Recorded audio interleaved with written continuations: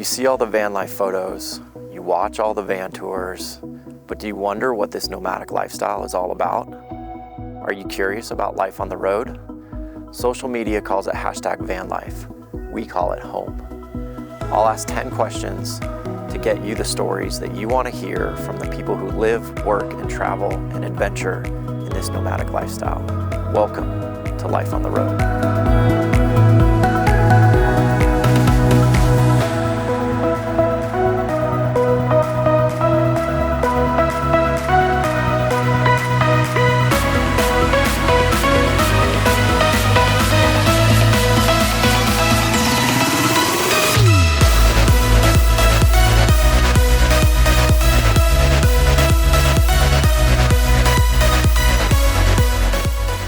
Welcome to another episode of Life on the Road, where I ask 10 questions to get you the answers that you want to hear about their life on the road.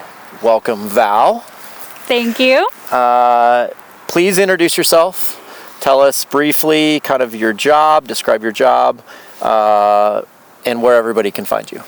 Okay, so, I forgot the magnets. It's okay. It's okay. Right? All right. So I'm Valerie.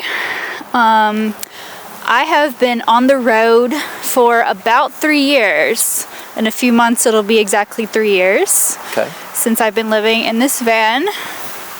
And currently what I do a few things. Remotely, I do a YouTube channel. It's called Val's Van Life, and I make a little bit on there. Nice. And then right now I'm staying in Boulder non-nomadically, and I work at a hotel, and I do dog sitting. Nice. So that's what I do right now. Perfect. And shamelessly plug yourself. Where can people find you? Oh yes. Okay, you can find me on Instagram or YouTube at Val's Van Life, VALS Van Life. And your Instagram? That's my Instagram too. Perfect. Yeah. Okay. Time to learn about your life on the road. All right, let's do it. Okay. So 10 questions. You've heard the 10 Hot seat. To start with, so you have a little idea of what's coming. Also, we're in Boulder, Colorado in the dead of winter. Well, early parts of winter, and we are freezing, so this may go faster than normal. Okay, question 1. Okay. What was the beginning moment, cause, or inspiration for your life on the road? Okay, well, it all started in about 2017, and a former partner and I went to Europe. We backpacked through Europe. We both love traveling. Then we got back to the States after that amazing summer, and we just didn't want to stop. It's fair. And this was like before the whole van life boom, I guess. Right. It was just starting to come out on the scene. Okay. And then, just becoming popular on Instagram. Yeah, right. 2017, you said. About 2017, yeah. And so we get back to our normal life, and we just don't know what to do with ourselves. We have our apartment and our jobs, we're paying rent. And then he comes to me one day, he's like, "How do you feel about moving into a van?" Novel and I question. was like, why didn't I think of that before? So, I mean, it's amazing that you were receptive to the idea, considering it wasn't as popular as it is today, as it is, or it was in 2017. Yeah. So you guys built out the van together? Mm-hmm. Okay. Yes, so it was kind of a long process. It took the entire year of 2018 just to find the van. We were on the lookout like the whole year. We were looking for more of like a mid-size, not quite this big. Okay. But we just couldn't find what we were looking for in the price range. It's everybody's problem. Yeah, right. Yeah. So, it was like a whole year, and we were like, either we like settle for something or we don't do it. So we finally found this one in Florida. We were living in Atlanta at the time. Okay. We found this one in Florida. I noticed you have Georgia plates still on the van. Yeah, well, I'm from Georgia. I'm a Georgia peach, so it's probably going to be hard to change those over. But maybe one day, we'll see. So we went down to Florida and we got a pretty good deal on it, and this became we decided this was going to be our home on wheels. Okay, so 2017, 2018, when was the van done? When were you guys on the road? Okay, so then it was pretty much like the year increments, like January to December, which is easy to keep up with. So then like January 2019 to December is how long it took us to build the van out from beginning to end. And we did everything ourselves from scratch, just learning on YouTube basically, making many trips to Home Depot and just learning as we go. That's probably why it took us so long to do it, but because we didn't know what we were doing. Okay. But yeah, and then, so how long have you been on the road? About 3 years. 3 years, okay. So like December 26, 2019 is when we left Atlanta, went down to Florida, and then went out west. Okay, perfect. Yeah. All right, question 2. What has been your experience with other nomadic travelers while living your life on the road?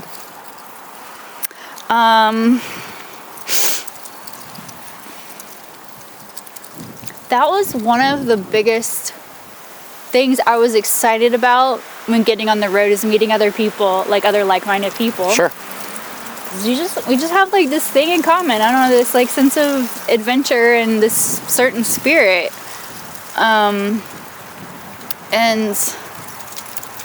it's just great to build community with all these other nomads. Do you feel you're a part of a community? Absolutely.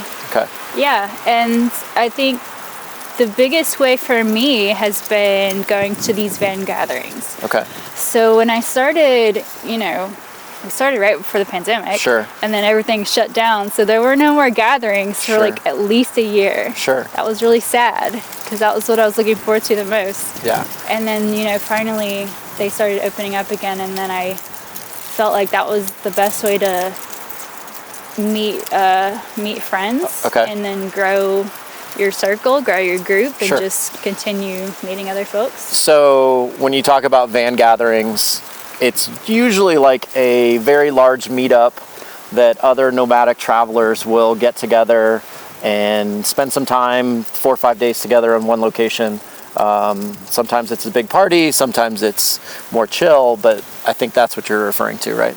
Yes, Okay. the van gatherings. So there are a lot of different ones throughout the year. There's Descend on Vend. There's Journal of Lost Time, which I really have always enjoyed. Sure. And then other ones as well, just everywhere. Okay. Question number 3. What is your biggest failure, and what has been your biggest triumph while living your life on the road? So you can start with biggest failure. Okay. Yeah, well, I haven't had much time to think about this one, but Totally fair. all that I can think of is not doing it sooner. I really wish, Interesting. like I'm in my 30s. I wish I did it like in my early 20s, maybe. Okay. Because I honestly, the last 3 years have been so life-changing and transformative. I can't even describe what an impact it can have on one's life. That's pretty awesome. Yeah. Okay. So obviously biggest triumph. What's your biggest failure? Oh, I guess the biggest failure was not starting it sooner. Not starting it sooner? Yeah, okay. I don't so it's know. kind of both. Yeah. A triumph and a failure. Yeah, the triumph was Just starting. Doing it. Yeah, Yeah. like sometimes just starting can be the hardest part. Sure. But then like seeing it from beginning to end, because that whole year, man, 2019, me and my partner were working our butts off to get this thing done. So many sacrifices we made. No social life. Yeah, just constantly building. It was so rewarding when we finally finished and just started traveling in it. Nice. I think. Okay. So kind of both. It's the same thing. It's a failure and a triumph. Yes, Okay. Yes. So this is interesting. We'll lead right into question 4. Did you start your life on the road as a couple or a single person? And what is it like living on the road as a couple or a single person? I know I'm saying it both ways because I know you and I know You already know my situation. I know your story a little bit. So you have both sides to the story. So normally the Right. question is one or the other, but you have both. Well, I feel kind of lucky that I have gotten to experience both, because they can be both very different. So yeah, well, I don't even know if I would have done it by myself, honestly, to begin with. Okay. So it's like, So without having that relationship, you probably wouldn't have started van life. yeah, I might not have even started, because Okay. it is kind of daunting, especially when there weren't that many examples out there already, like Right. there are now, I think. Yeah. So it was a little daunting, and knowing that I had someone with me, it was a little easier to get started and have motivation. Right. I knew that even if things hit the fan, then I would have somebody there for support at Sure. least Okay. to help me through. And that helped a lot, just getting the ball rolling. Yeah. Getting started. Yeah, Sure, sure. because just the first year, it's a lot of learning. Right. Getting the hang of it, getting used to kind of living out in public, living in a van.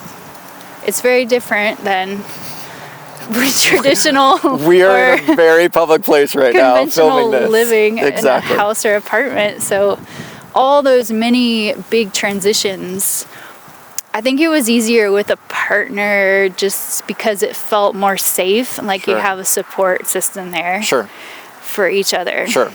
But now you've been living life on the road by yourself as a Yes. single person. Yes. So How what long has that it been like? It's been like almost 2 years. Jeez. Okay, the first year it was really hard. The first like 6 months or so, it was quite a big transition. Because, I'd only done it with a partner, so all of a sudden Sure. I was just kind of on my own. Yeah. It was nothing I ever expected to happen, but that's just what happened. Sure. And I had to make a huge adjustment really fast. Did you feel comfortable having a little bit of time with your partner in the van, kind of getting the ins and outs of van life a little bit, travel, kind of the lifestyle, and then once you were by yourself, you felt a little bit more comfortable? Oh yeah, absolutely. So I think it helped a lot that we had started together. Sure. And that I had already kind of gotten familiar with what to do. Kind of a head start. Okay. And then after, like we would have like our own roles that we would do. Sure. And then after that person was gone, it's like I had to take on all the roles, do all the driving, all the decisions, all the maintenance, Right. and just everything Right. that I hadn't done before. So that was a little tricky. It was a little scary being on my own. But it's like the more I did it, the more I sucked through it, all the hard times, just the easier it got, the more I got used to it. Sure. Or got used to being alone. Sure. And then by year 2, I was a pro at it. Like I just feel so natural Yeah. Yeah. out in the world doing the van thing. I don't Yeah. know. And obviously, this isn't a question necessarily that is amongst the ones that I will ask, but it's very pertinent to you.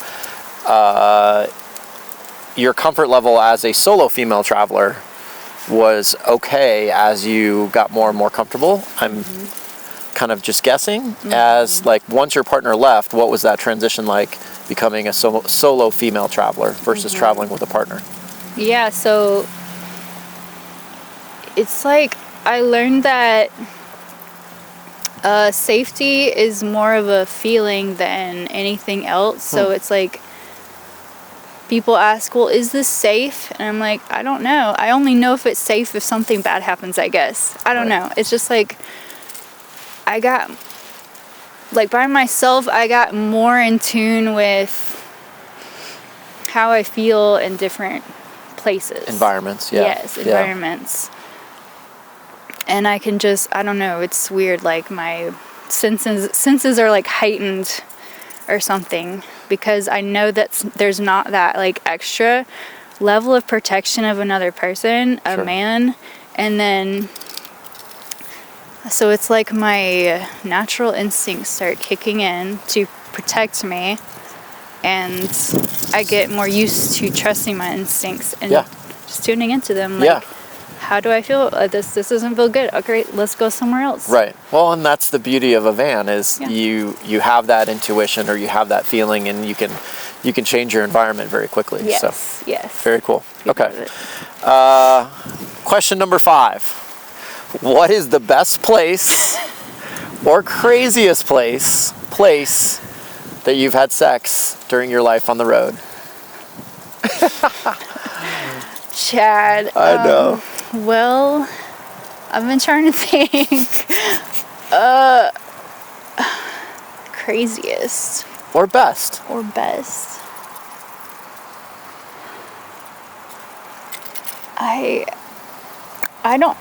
I'm sorry. I don't think there's anything that crazy. Well, what's Pretty boring. the best place? Like waking up in the morning and opening the van door and having like the best place the van's been parked.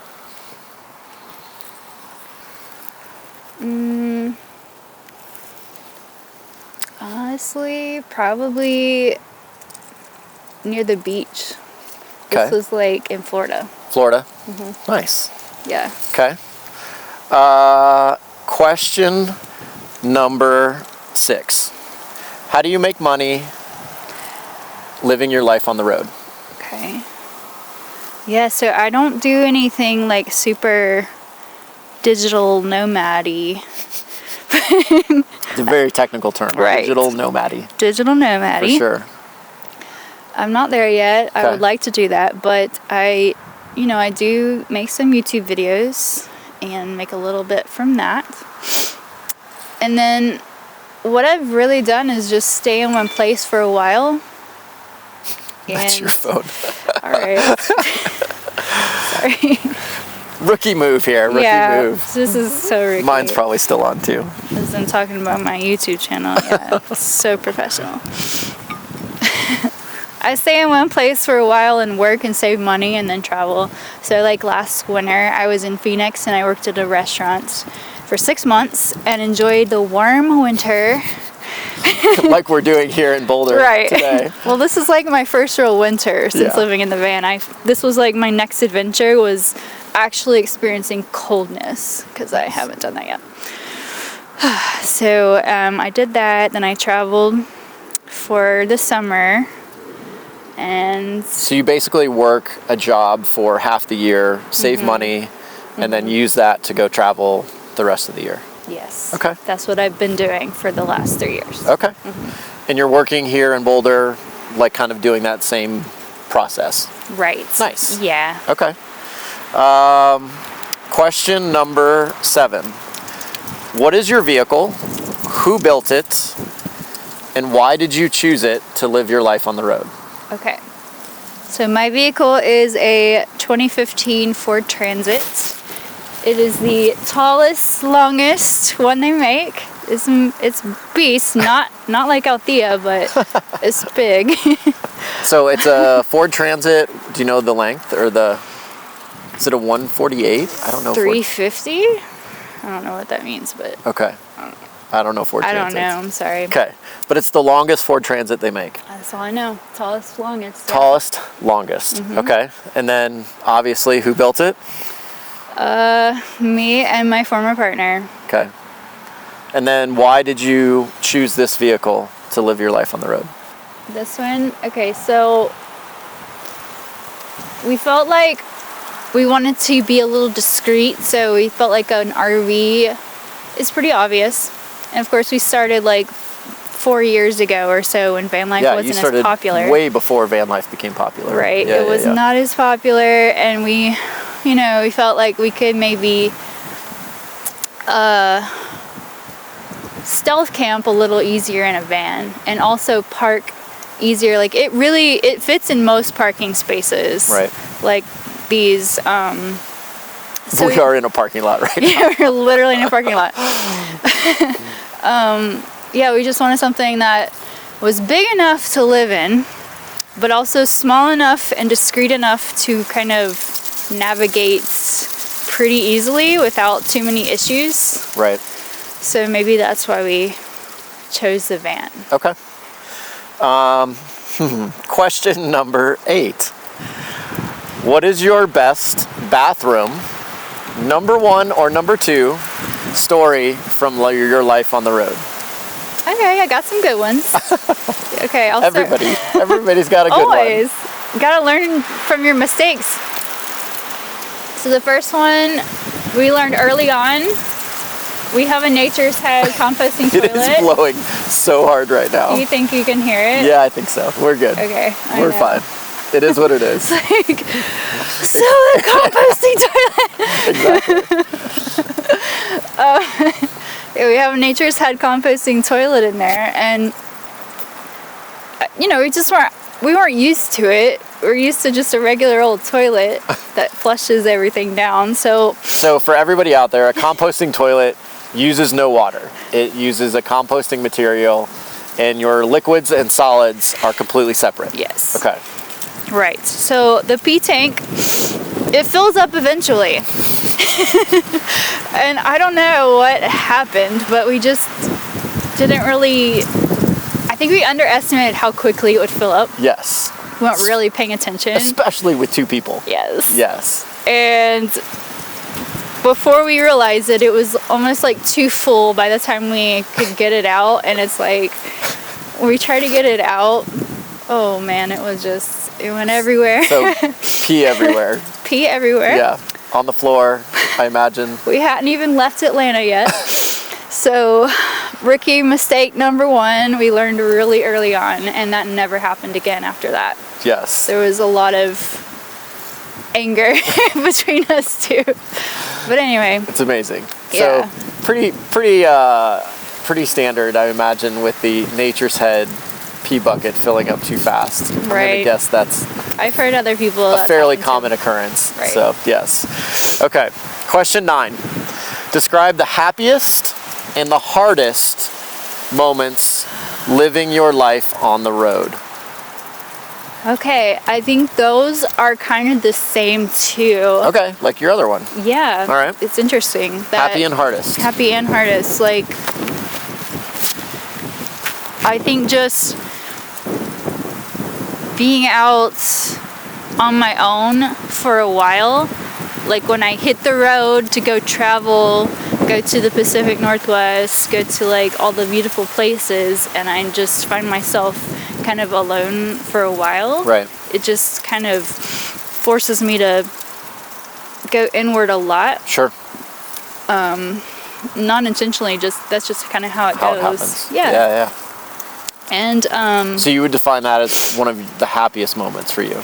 Kind of self-discovery. Self-discovery. So just having so many moments in the van by myself, and I had my cat with me too, just me and Sadie together, just being in the most beautiful place I could even imagine, and just like being overwhelmed with gratitude, just kind of having the time and space to remember everything that brought me to this point. Right. And just being super elated. And then the hardest is also probably just being alone, and then I don't know, like having some really low points and feeling like that's interesting. I was kind of out in the middle of nowhere by myself, and I didn't have like anywhere to turn to, anyone or anywhere to turn to, and I don't know, it can be great and also really hard all at the same time. It's like a lot of big emotions. Yeah. And things happening all at once. A lot of highs, a lot of like really high highs, really low lows. Yes. Yeah. I've experienced a lot of that. Okay. Yeah. So your hardest moment was not only your happiest, but it was exactly the same thing. Basically living or being alone is also the hardest. Yes. Okay. I love it. So the last question, number 10, in your own words, how would you define #vanlife? And then what would be a piece of advice you'd give someone wanting to live a life on the road? Okay. That one I haven't thought about as much. You got these questions like 40 minutes ago, maybe. Yeah, so right. Okay. I apologize. It's all right. I'll do my best. Okay. #vanlife. My first thought is freedom. That's the first word that comes to mind. For sure. like financial freedom. Like for me, it's like don't have to worry about rent or mortgage. I can save money a little more easily in this day and age where it's really tough these days. But then also have the ability to kind of just go take my home anywhere I want at any time. Do you think the hashtag van life and what you see on Instagram is relevant, or, I mean, does it apply to the way you live your life? Well, I think it can mean a lot of different things, because it's the way I do van life can look a lot different than how a lot of other people do. Sure. So I think it's just however you want to live your van life is hashtag van life. Yeah. But do you think it's portrayed well on Instagram? Do you think what people see that maybe are not a part of van life or want to experience van life, and they're seeing all these images on Instagram? How would you, high expectations? Yeah. How would you compare the two? What you see versus maybe the reality? The reality. Well, there are definitely a lot of like backdoor booty shots that it's the standard Instagram photo. I mean, but that's like kind of the highs. Like you can definitely experience those things where it's like the most beautiful, breathtaking outdoor experience. Sure. And that's definitely a part of the reality. Right. It definitely can be accessible. But we have parked in one of those places in Idaho. Yes, we have. Down by the river. Down by the river. That's exactly right. Right. And it just takes your breath away. But those images are definitely going to get a lot more momentum in the Instagram world, because that's just how Instagram is. Right. To heighten those parts of it. And there's definitely another side of the coin where... Yeah, it's not reality every day. Yeah, it's not an everyday thing. That's just a small part of it. Right. A tornado is sweeping by us right now. Or a blizzard. And then a piece of advice you'd give somebody that is wanting to take on van life or take on a life on the road?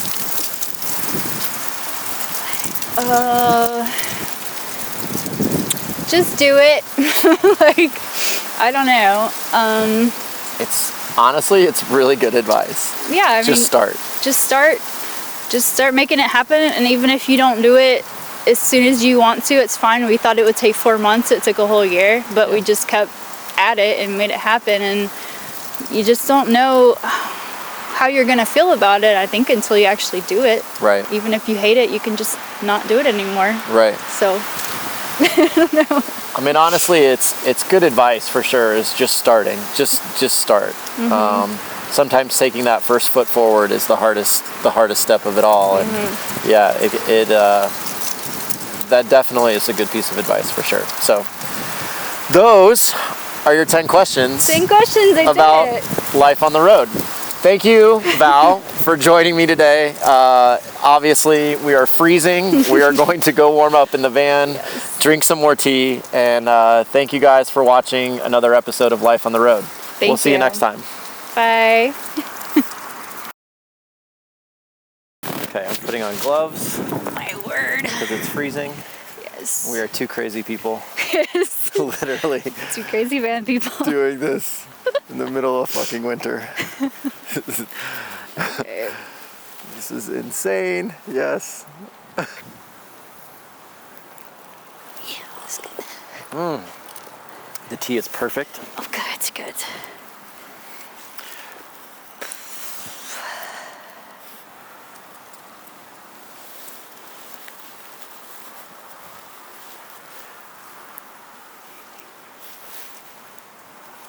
I know.